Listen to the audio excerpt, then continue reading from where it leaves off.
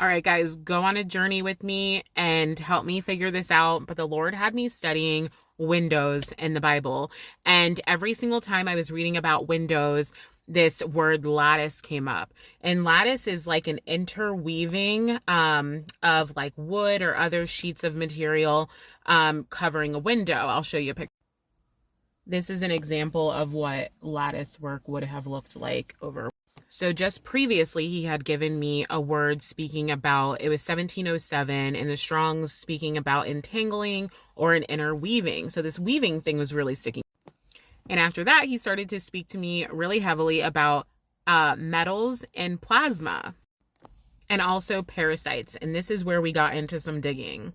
Listen to this. As parasites feed off of corruption, they love disturbed flesh and therefore may be attracted to the places in the body where heavy metals reside. Catch that in the spirit, because that's pretty deep. Catch it. So just follow along with me on my research here. Heavy metals can damage the integrity of cell membranes, DNA, proteins, and other cell structures, as well as replace essential minerals on binding sites for enzymes that are necessary to carry out critical functions of the body. Then it led me to look into these plasma balls. We all remember those, right? They were like globe structures. You put your hand on it and it was like a static electricity type of thing.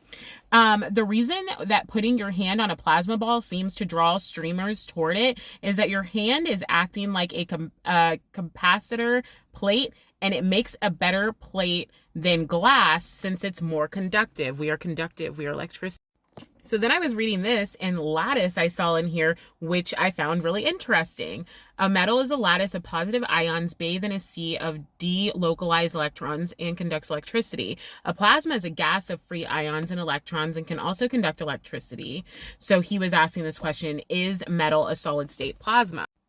When a plasma is hot enough to rip nucleons from the nucleus, it becomes a thermonuclear plasma, and its properties change again. This is the sort of plasma that the sun is made of. So basically, this laboratory has found a way to turn a liquid metal into a plasma and to observe the temperature where a liquid under high density conditions crosses over to a plasma state. You can pause to read all of this, but right at the end it says this on a smaller scale. This process allows plasma TVs and neon signs to glow. Electricity excites the atoms of a neon gas, causing neon to enter a plasma state and emit photons of light. The only time I was reading this, the whole time, I just kept thinking of Terminator and that guy who melts down into a liquid form and then comes back up into a solid.